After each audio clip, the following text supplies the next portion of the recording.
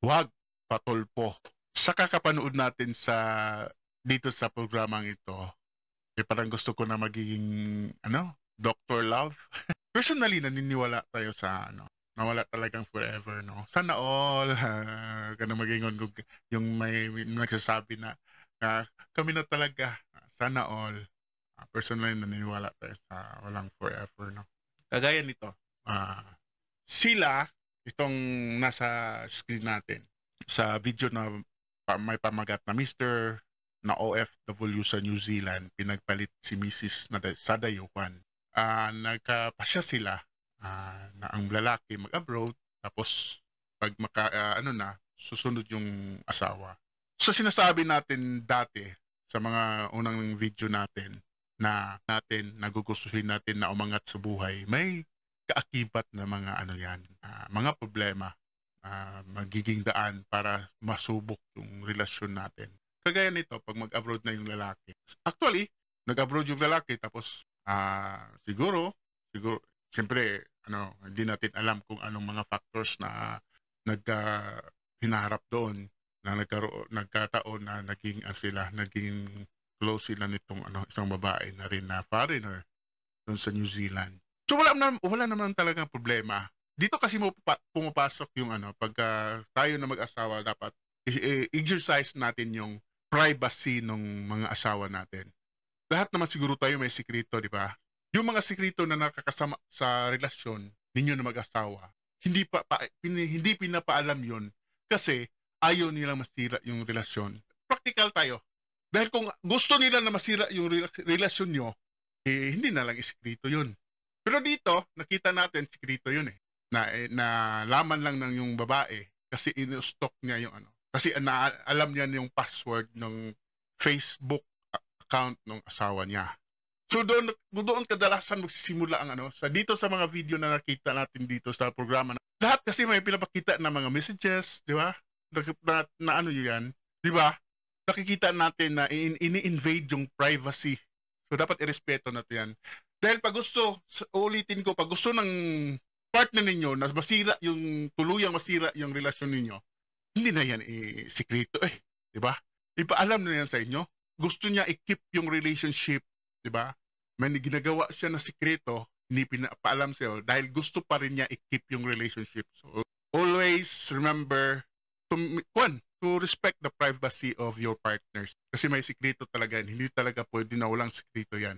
Ano ngayon kung malaman mo yung sikreto niya? Masasaktan ka lang. Baka darating, ang positive, in the positive note, baka pagdating ng panahon, okay, wala na ako, uwi na ako sa Pilipinas. O may usapan sila doon nga, habang nandito ako, tayo. Pero pag alis ko, wala na tayo, babay na. Mga ganon. May mga practical tayo, ha? Practical, wag natin ipairalin yung puro emosyon Gamitin natin yung utak natin. Dito in this time, this new world, kailangan natin maging practical din, maging wise. Minsan nga, kahit alam natin yung mga sikreto ng mga asawa natin, hindi na natin pinapaalam sa kanila na alam na natin kasi ayaw natin na magiging simula nung away nyo. May mga ganun May mga ganun na, kasi kahit alam na, ayaw, bulag-bulagan. To keep the relationship alive. Kahit na nagloko siya doon, and vice versa. Pag nandito ka, naiwan ka dito, darating yung mga pagsubok, no? Mga pagsubok na sa buhay natin na i-test yung relationship. So hindi mo rin gusto na malaman nung di ba? Ng partner mo 'yon. Uulitin ko, may sikreto at may sikreto talaga ang bawat isa. Hindi na natin alam. So wag na nating alamin 'yon. Nung nagsisimula yung Ngayon, alam mo na nagloko. Ngayon, mag-away kayo, hanggang mag-away kayo na lang. Tapos ipatulpo mo, magkahiyaan kayo doon. 'Di ba? Ganon. So buti na yung pag ayaw na talaga, napatawad kita once, pero pag uulit talaga, yun na ang dapat yun na ang time na hiwalay na. So wag din natin hintayin na bago natin hiwalayan yung partners natin, sirang-sira na sila. Ganun yun. So pag hindi na talaga pwede, wala na. Anong tawag doon? Huwag sirain yung partner bago hiwalayan. So ganun man din talaga. Kahit saan kayo pupunta, pag magkaso kayo, wala na. wala na yung ano, wala na yung hindi niyo na mabubuo yung relationship. Yung pagkasukaso na yan, i-ano na lang yan, gusto niyo talaga na ano, ah, wala naman talagang ano yan, eh, wala talagang magandang dulot diyan para sa inyo. Kung hiwalay, hiwalay, 'di ba? Kung magpaanal, magpaanal, gano'n na lang. Wag ng ano, wag na yung sira-siraan pa.